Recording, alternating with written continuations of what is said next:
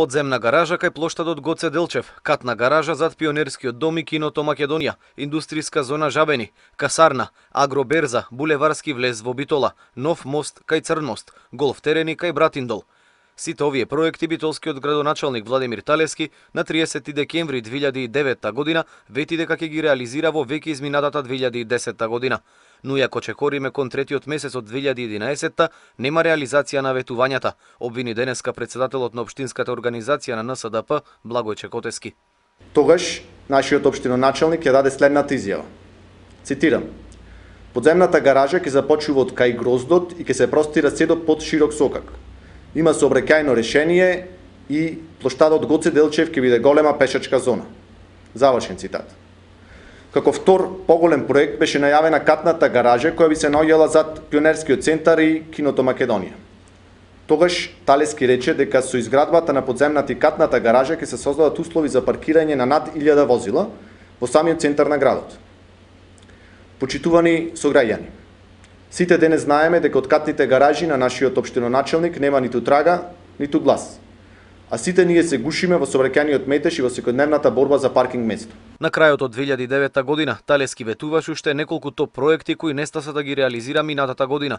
Деловни објекти, трговски центри, згради, хотели, градинки на просторот на поранешната касарна, агроберза зад конзервната фабрика, булеварски влез во Битола, се само уште неколку лаги на актуелната власт, забележа Котески.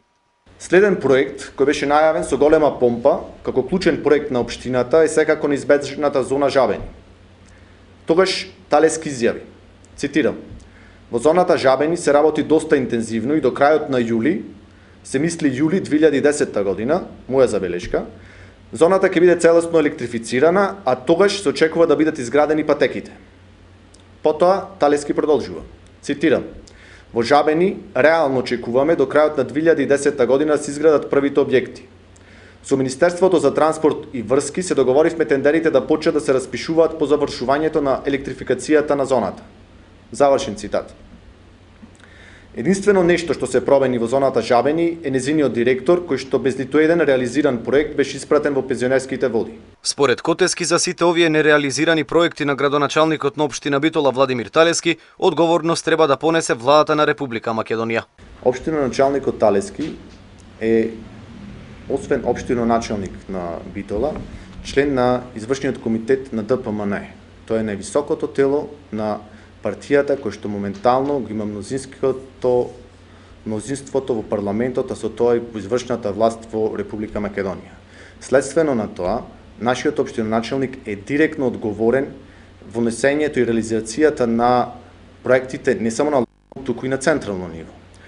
Забележиме, ќе видиме дека во општина Битола немаме реализирано ниту еден проект од нашиот општиноначалник, кој што во 2009 ни ги вети како топ проект и за 2010 година.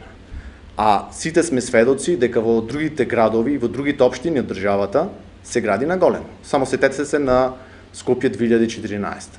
Нападот на опозицијската нова социјалдемократска партија врз битолскиот градоначалник подготвено го дочека коалицијата за подобра Македонија.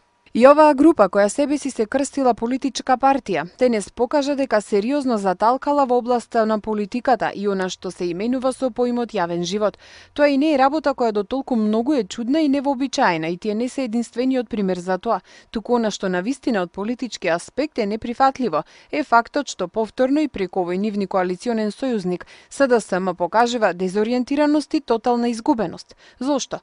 Затоа што денес излегуваат на прес, а Бранко се уште не одлучи дали ќе оди на избори или ќе ги бойкотира изборите. Или ова излегување зборува за блеферскиот однос на Бранко, па дури и со нив игра валкано, зашто очигледно не го погодија тајмингот или пак под притисокот на својата збунетост и некоординација излегоа со тетрадката и едноставно набиваат тајминг пред камерите. За нив слушаме само пред избори и уште еднаш за време на избори, ама за волја на вистината ретко и кои памети што кажуваат. Тие се на вистина ноторни непознавачи не само на основниот принцип на политичко дејствување, туку и на комплетните прилики во градот и фазата во која се наоѓаат проектите на општината и градоначалникот Талески. Не може од тоа тотално незнаење да се амнестираат, заради тоа што немаат представници во локалната самоуправа и тоа што немаат човечки ресурси, ама локален лидер на една група себе именувана како партија, по правило би имал време да се информира и да не биде незнајко, или барем да прошета низ градот. Ете, тоа би било доволно оти се е видливо и е пред очите на граѓаните. Согласно изборниот законник на Република Македонија, предвремени парламентарни избори распишува собранието, откако претходно ќе се само распушти. Сите рокови за одржување на изборите се скратени, освен оној за време траењето на изборната кампања. Но како по обичај, 45 дена кампања не им се доволни на македонските политички партии за презентација на сопствената програма. И како по обичај, секогаш е полесно да се нападне другата страна, отколку да се презентира сопствената платформа.